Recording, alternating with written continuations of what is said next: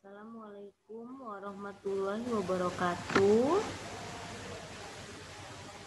Pada pertemuan ketiga ini, kita masih menggunakan KD yang sama, yaitu menerapkan persamaan akuntansi, konsep debit dan kredit, penjurnalan, buku besar, saldo normal, dan laporan keuangan untuk akuntansi keuangan pemerintah daerah.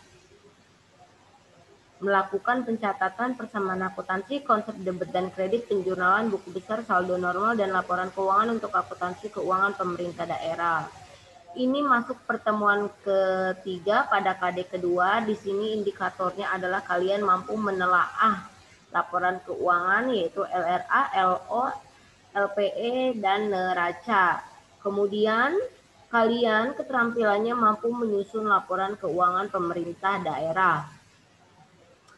Tujuan pembelajarannya dari pertemuan ketiga ini pada KD 2, kalian mampu menelaah laporan keuangan yaitu LRA, LO, laporan perubahan ekuitas, dan neraca. Kemudian kalian mampu menyusun laporan keuangan pemerintah daerah. Nah, ini peta konsepnya kita sekarang ada yang pertemuan ketiga mengenai laporan keuangan pemerintah.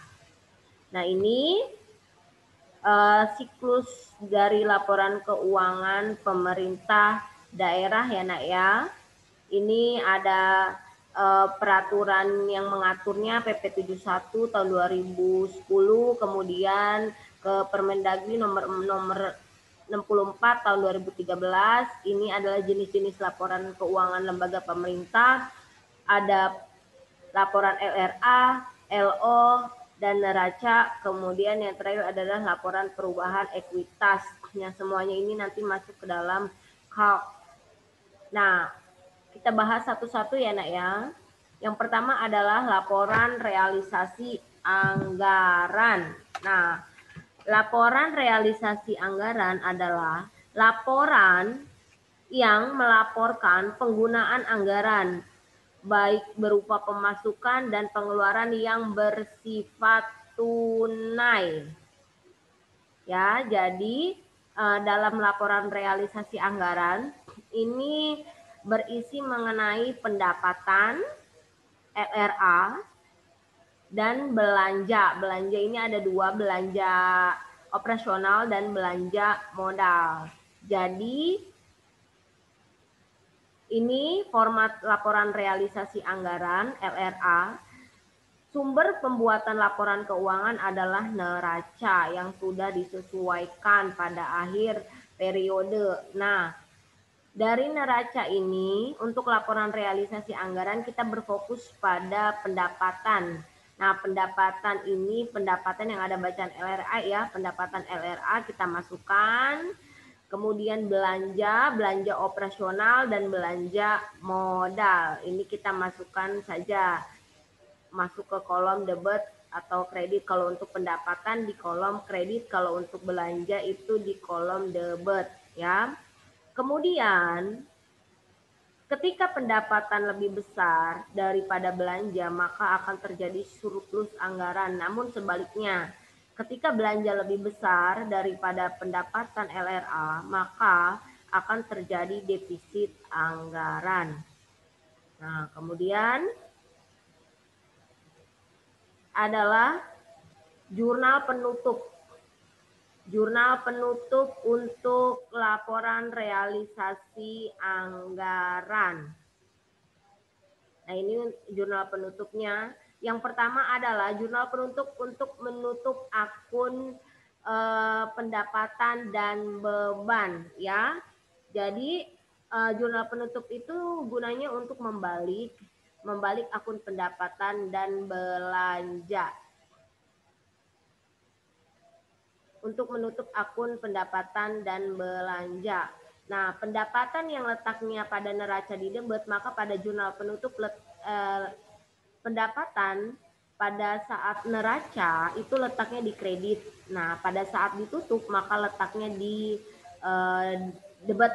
Nah, begitu juga dengan belanja. Ketika di neraca Belanja letaknya di debit. Nah, ketika akan ditutup maka letaknya di kredit. Nah, kemudian yang kedua adalah menutup akun defisit atau surplus. Nah, ketika dia surplus, maka jurnal penutupnya adalah perubahan sal pada surplus atau defisit. Kebalikan dari ini anak ya. Nah, namun ketika terjadi surplus, maka jurnal penutupnya surplus atau defisit LRA pada estimasi perubahan sal. Kemudian yang kedua, laporan yang kedua adalah laporan operasional. Nah, laporan operasional ini memuat pendapatan LO dan beban LO, ya. Ingat, di neraca ketika ada akun pendapatan LO, maka dia akan masuk ke dalam laporan LO. Kemudian pada neraca terdapat akun beban-beban, maka dia akan masuk ke dalam laporan LO atau laporan operasional. Nah, ini contoh dari laporan LO. Semua pendapatan yang ada kata LO-nya dimasukkan ke dalam kolom kredit, kemudian beban yang di neraca yang ada kata-kata bebannya, nah akun-akun beban itu dimasukkan ke dalam LO. Nah, di kolom debit. Ketika pendapatan lebih besar dari beban, maka akan surplus laporan LO-nya. Namun ketika beban lebih besar dari pendapatan, maka akan terjadi defisit pada laporan LO. Nah, seperti laporan LA, laporan LO pun ada jurnal penutupnya. Nah, ini untuk menutup akun, untuk menutup jurnal untuk menutup laporan LO. Ini untuk menutupnya ketika terjadi. Nah, ini untuk menutup ini dulu, untuk menutup surplus atau defisit LO-nya ya. Pendapatan yang letaknya di kredit itu berpindah letaknya di debit, kemudian surplus atau defisit kalau misalnya dia pendapatan lebih besar maka dia surplusnya letaknya di kredit, beban kemudian letaknya ketika di neraca di debit dia ke kredit ya. Nah, kemudian yang ketiga adalah neraca. Nah, neraca ini memuat aset, kewajiban, dan ekuitas. Nah, aset yang kas, piutang yang ada pada neraca itu dipindahkan ke neraca saldo ya. Kemudian kewajiban, kewajiban contohnya pendapatan diterima di muka itu masuk ke kewajiban, dan ekuitas. Ekuitas ini yang dimasukkan adalah ekuitas akhir. Ekuitas akhir ini ada di laporan perubahan ekuitas. Nanti kita lihat ya nak, laporan perubahan ekuitasnya. Nah, ini format neraca, ada aset, lancar, ada kewajiban, ada ekuitas ya. Kemudian, nah ini laporan perubahan ekuitas. Laporan perubahan ekuitas ini memuat ekuitas awal yang ada di neraca angkanya ya, modal awal, kemudian surplus atau defisit LO. Nah, hasil dari surplus atau defisit LO itu kita masukkan ke dalam laporan perubahan ekuitas.